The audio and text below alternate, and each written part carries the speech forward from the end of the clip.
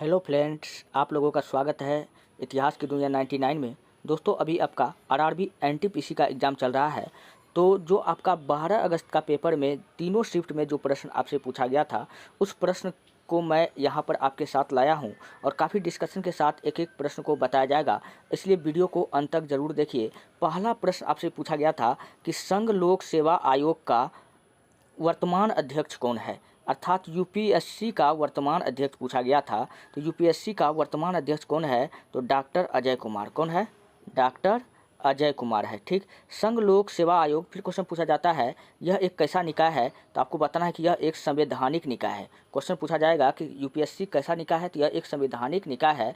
ठीक। यह पूछेगा कि यूपीएससी भारतीय संविधान के किस भाग में यूपीएससी का उल्लेख है, तो आपको बताना है कि भाग आपका 14, भारतीय संविधान के भाग 14 में यूपीएससी का उल्लेख है। ठीक।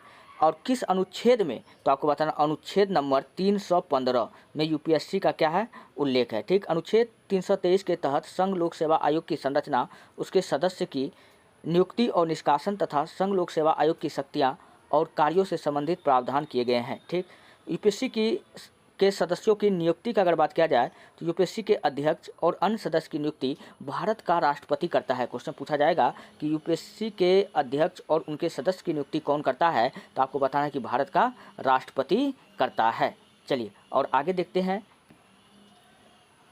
यूपीएससी का कोई भी सदस्य जो होता है वह 6 साल की अवधि के लिए या 65 वर्ष की आयु तक अपने पद पर रहता है। ठीक है।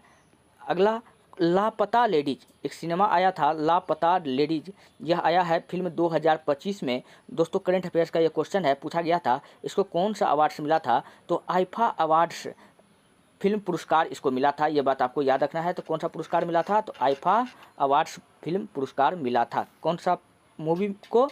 लापता लेडीज। नेक्स्ट अगला है, इसके निर्देशक पूछ लेगा कौन था, तो किरण राव था। कौन था? किरण राव था। नेक्स्ट, 11वीं अनुसूची किससे संबंधित है? दोस्तों, भारतीय संविधान में टोटल अगर अनुसूची की बात किया जाए तो टोटल अनुसूची आपका है 12। कितना है? 12 अनुसूची है, जिसमें आपका 11वां अनुसूची जो है वह पंचायती राज से संबंधित है। किससे है? पंचायती राज व्यवस्था से संबंधित है। यही आपसे क्वेश्चन पूछ रहा है कि 11वीं अनुसूची भारतीय संविधान में जो 11वीं अनुसूची पंचायती राज व्यवस्था से किससे संबंधित है? पंचायती राज व्यवस्था से संबंधित है। और यह जो है 73वां संविधान 1992, 73वां संविधान संशोधन 1992 के माध्यम से भारतीय अनुसूची में इसको जोड़ा गया। यह पंचायती राज संस्था ग्राम पंचायत की शक्ति, अधिकार और जिम्मेदारी के कार्यों से संबंधित है। ठीक है। 11वीं अनुसूची पूछेगा कि इसमें कुल कितने विषय हैं, तो इसमें टोटल 29 विषय शामिल हैं। कितने विषय शामिल हैं? 29 विषय शामिल हैं। नेक्स्ट, अच्छा 12वीं अनुसूची आप लोग ये बताओ तो 12वीं अनुसूची का संबंध भारतीय संविधान के किस अनुसूची से है? तो 12वीं अनुसूची का संबंध आपका हो जाएगा नगर निगम से है। ठीक। भारत का नेपोलियन किसे कहा जाता है? क्वेश्चन पूछा गया था। तो भारत का नेपोलियन दोस्तों हम लोग किसको कहते हैं? समुद्रगुप्त को कहते हैं। किसको कहते हैं? अच्छा, समुद्रगुप्त को हम लोग 100 युद्धों का विजेता भी कहते हैं। क्या कहते हैं? और 100 युद्धों का विजेता भी हम लोग किसको कहते हैं? समुद्रगुप्त को कहते हैं। ये बात आपको याद रखना है। और समुद्रगुप्त की जानकारी हमको प्रयाग प्रशस्ति नामक अभिलेख से मिलता है। नेक्स्ट अगला प्रश्न पूछा गया था करंट अफेयर से, फिर प्रश्न आया था मार्च 2025 को डीआरडीओ और भारतीय सेना ने किस मिसाइल का सफलतापूर्वक उड़ान परीक्षण किया था? दोस्तों, रक्षा अनुसंधान एवं विकास संगठन, जिसको हम लोग डीआरडीओ कहते हैं, और भारतीय नौसेना ने 26 मार्च 2025 को, कब? 26 मार्च 2025 को vertically launched short range missile का सफल परीक्षण किया गया। और इसी को हम लोग क्या कहते हैं? VLSRSAM, इसको शॉर्ट में हम लोग कहते हैं। इसका फुल फॉर्म क्या होता है? Vertically launched short range missile. और यह जो मिसाइल है दोस्तों, सरफेस टू एयर मारने वाला मिसाइल है। सरफेस टू एयर मारने वाला मिसाइल है, ये बात आपको याद रखना है। इसका सफल परीक्षण किया गया है। ठीक है। यह परीक्षण दोस्तों कहाँ से किया गया था? उड़ीसा के चंदीपुर स्थित एकीकृत परीक्षण रेंज ITR में भूमि आधारित वर्टिकल लॉन्चर से किया गया था। ठीक है। परीक्षण का उद्देश्य था मिसाइल की चुस्ती, विश्वसनीयता और सटीकता को परखना। नेक्स्ट प्रश्न पूछा गया था 2025 को कौन अंतर्राष्ट्रीय ओलंपिक समिति की पहली महिला अफ्रीकी सदस्य चुनी गई, तो किसको चुना गया था? क्रिस्टी कॉर्वेट्री को, क्रिस्टी कॉर्वेट्री को चुना गया था। ये बात आपको याद रखना है। अगला क्वेश्चन पूछा गया था, एक पूर्व जिम्बाब्वे तैराक है जिन्होंने 2004 और 2008 के ओलंपिक में 2 स्वर्ण पदक जीता था। तो क्वेश्चन पूछा जाएगा कि वो कौन सा कहाँ के तैराकी ने 2004 और 2008 में 2 स्वर्ण पदक जीता था? तो आपको क्या बताना है? जिम्बाब्वे। यही प्रश्न आपसे पूछा गया था। चलिए बढ़ते हम लोग नेक्स्ट प्रश्न की ओर। अगला प्रश्न, लाल किले का निर्माण के समय मुगल शासक पूछ रहा है कौन था? तो दोस्तों लाल किला का निर्माण के समय जो मुगल शासक था वो कौन था? तो शाहजहां था। कौन था? शाहजहां था। और शाहजहां ने लाल किला बनवाया। और शाहजहां ने क्या बनाया? शाहजहां ने लाल किला बनाया। और आपको याद रखना है ताजमहल का भी निर्माण पूछेगा कौन किया था? तो ताजमहल का भी निर्माण शाहजहां ने ही किया था और ताजमहल बनवाया। और आपको याद रखना है आगरा में मोती मस्जिद, आगरा में मोती मस्जिद का भी निर्माण पूछेगा कौन करवाया था? तो मोती मस्जिद का भी निर्माण शाहजहां ने करवाया था। और आपको याद रखना है कि मयूर सिंहासन, मयूर सिंहासन का निर्माण किसने करवाया था? दोस्तों मयूर सिंहासन का भी निर्माण शाहजहां ने ही करवाया था। ये वही मयूर सिंहासन है जिसको नादिर शाह भारत से उठा करके ले गया था। ये बात आपको याद रखना है। और नादिर शाह को हम लोग क्या कहते हैं? ईरान का नेपोलियन कहते हैं। आप लोग ये कमेंट में बता दो कि नादिर शाह का आक्रमण भारत में कब हुआ था। नेक्स्ट फटाफट आप लोग कमेंट में लिख दीजिए। अगला प्रश्न है, ओवरसीज सिटीजन ऑफ इंडिया जिसको हम लोग OCI कहते हैं, इसका क्या अर्थ होता है? दोस्तों इसका जो अर्थ होता है क्या होता है? Overseas citizen of India OCI एक विशेष प्रकार का अस्थायी निवास दर्जा है, ठीक, जो भारत सरकार द्वारा विदेशी नागरिकों को दिया जाता है जिनका भारतीय मूल से संबंध हो या भारतीय नागरिकता नहीं है लेकिन धारक को भारत में लंबी अवधि तक रहने में, काम करने में और कोई सुविधा का लाभ लेने की अनुमति अगर उसको चाहिए सरकार से, तो इस प्रोसेस से विदेशी लोग को नागरिकता मिल जाता है, ठीक। चलिए बढ़ते हैं नेक्स्ट। अगला प्रश्न है, एंजियोस्पर्म पौधे में यौन प्रजनन में कौन सा अंग शामिल है? एंजियोस्पर्म पौधे में पूछ रहा है कि यह कौन सा प्रजनन अंग शामिल होता है? ये फूल। आपका आंसर क्या हो जाएगा? फूल इसका राइट आंसर हो जाएगा। अच्छा, फूल में नर प्रजनन अंग को हम लोग क्या कहते हैं? पुंकेसर कहते हैं। ये बात आपको याद रखना है कि फूल के नर प्रजनन अंग को हम लोग क्या कहते हैं? पुंकेसर कहते हैं। और मादा प्रजनन अंग को हम लोग अंडज कहते हैं, अंडप कहते हैं। ये बात आपको याद रखना है। और पुंकेसर में दोस्तों, पुंकेसर में पूछेगा क्या बनता है? तो परागकण बनता है। क्या बनता है? परागकण बनता है। और अंडप में दोस्तों क्या बनता है? तो बीजांड बनता है। तो ये बात आपको याद रखना है कि बीजांड यानी बीज कहाँ बनता है? तो अंडज में बनता है। परागकण और निषेचन की प्रक्रिया के बाद बीज और फल का क्या होता है? निर्माण होता है। नेक्स्ट प्रश्न आया था, DRDO से 2 प्रश्न आया था। DRDO और भारतीय नौसेना इंडियन नेवी द्वारा, DRDO एंड इंडियन नेवी द्वारा हाल ही में विकसित नया अंडर वाटर स्तरीय माइन कौन सा है? तो दोस्तों हाल ही में DRDO और भारतीय नौसेना द्वारा विकसित किया गया अंडर वाटर माइन, जिसको हम लोग मल्टी इन्फ्लुएंस ग्रांड माइन कहते हैं, इसका निर्माण किया गया था किसके द्वारा? DRDO और इंडियन नेवी के द्वारा किया गया था।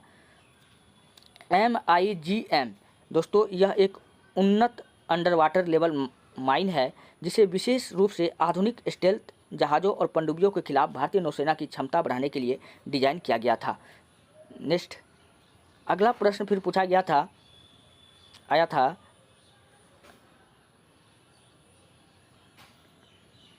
कौन सा पाइपलाइन प्राकृतिक गैस का परिवहन करती है?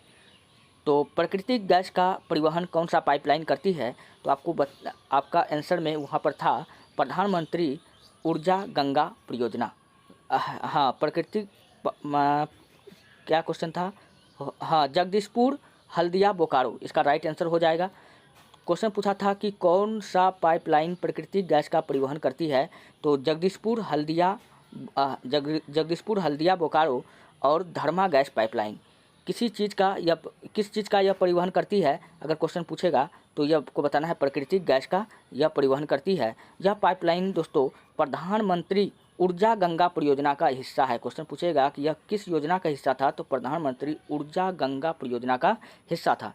नेक्स्ट, भारत के 2 स्थलरूढ़ देश इनमें से कौन है, तो भारत के 2 स्थलरूढ़ पड़ोसी यानी कि लैंड लॉक कंट्री, तो भारत के 2 लैंड लॉक कंट्री पड़ोसी देश कौन कौन सा हो जाएगा, नेपाल हो जाएगा और भूटान हो जाएगा, राइट आंसर। चलिए बढ़ते हैं नेक्स्ट। अगला प्रश्न है, भारत का कौन सा राज्य चीन, नेपाल और भूटान तीनों के साथ अपनी सीमा साझा करता है, तो वह कौन कौन सा राज्य साझा करता है, तो यह आपका सिक्किम करता है। यह बांग्लादेश के भी साथ भी करता है, नेपाल के भी साथ करता है, भूटान के भी साथ करता है, ये तीनों के साथ करता है, ठीक। और इसके अलावा चलिए अगला प्रश्न पूछा गया था, मॉन्ट्रियल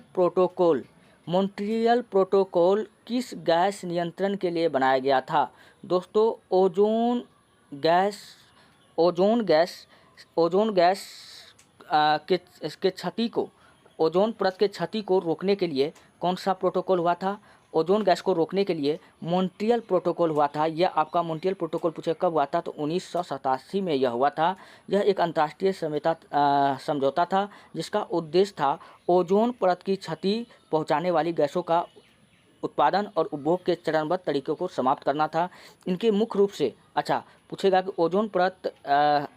ओजोन गैस को क्षति कौन कौन पहुँचाता है ओजोन परत को, तो क्लोरोफ्लोरोकार्बन पहुँचाता है, कार्बन टेट्राक्लोराइड पहुँचाता है, मीथेल क्लोरोफॉर्म पहुँचाता है। मुख्य रूप से पूछेगा तो CO2 पहुँचाता है। ये बात आपको याद रखना है। अच्छा, ओजोन परत की इकाई क्या है दोस्तों, ओजोन परत को हम लोग मापते हैं, यानी इकाई इसका जो है वो डॉप्सन है। क्या है, डॉप्सन किसकी इकाई है पूछेगा तो ओजोन परत का इकाई है। ये बात आपको याद रखना है। नेक्स्ट अगला है, 1857 की क्रांति से इनमें से कौन सा कारण नहीं था। हम लोग जानते हैं कि 1857 के क्रांति का कोई एक कारण नहीं था, बहुत सारा कारण था। इनमें से जो प्रमुख कारण अगर पूछ लिया जाए वो था चर्बी वाला कारतूस। आपको तो पता ही होगा कि गाय और सूअर की चर्बी लगा हुआ था बंदूक में, चर्बी वाला कारतूस, और इसको दांतों से खींचना पड़ता था। अगर दांत से खींचेगा तो गाय का चर्बी लगा हुआ है तो हिंदू नफरत करेगा, और सूअर का लगा है तो मुस्लिम नफरत करेगा। तो यह चर्बी वाला कारतूस जो था यह प्रमुख कारण था, ये तात्कालिक कारण था। लेकिन इसके अलावा और कोई भी क्रांति ऐसे नहीं होता, उसके पीछे बहुत बड़ी इमारत होती है।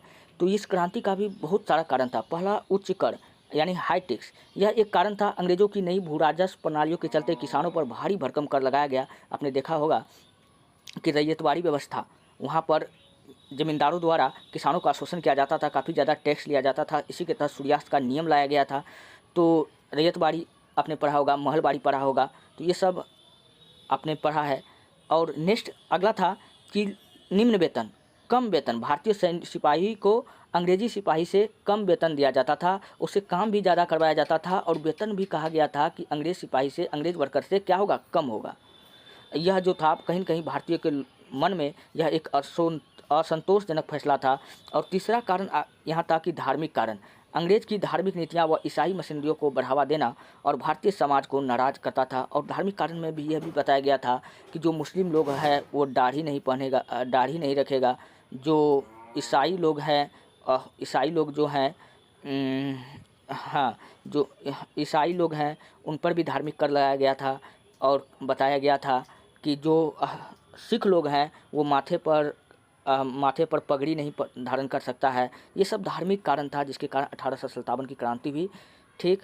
और नस्लवाद में क्या था, अंग्रेज़ों का भारतीय के प्रति नस्लवाद भेदभाव रवैया, जो कि भारत के 1857 के क्रांति का ये सब जो था एक प्रमुख कारण था। आपका ऑप्शन में जो होगा आप लगा देते तो बिल्कुल सही होता।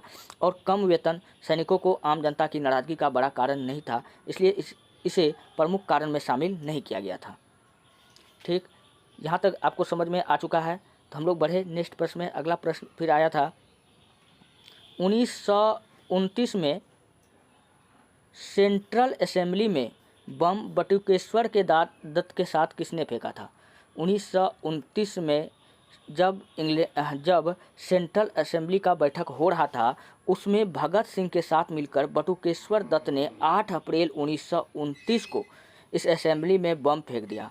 और इसका उद्देश्य था कि हम लोग किसी का हत्या नहीं करेंगे, क्योंकि कहीं न कहीं गांधी जी का बात असहयोग, गांधी जी का बात, हिंसा का बात दिमाग में चल रहा था कि हम लोग हिंसा नहीं करेंगे और किसी को नुकसान नहीं पहुंचाएंगे। और इसलिए भगत सिंह ने बम फेंका और उसके बाद में खुद को गिरफ्तार अंग्रेज़ों के सामने करवा दिया।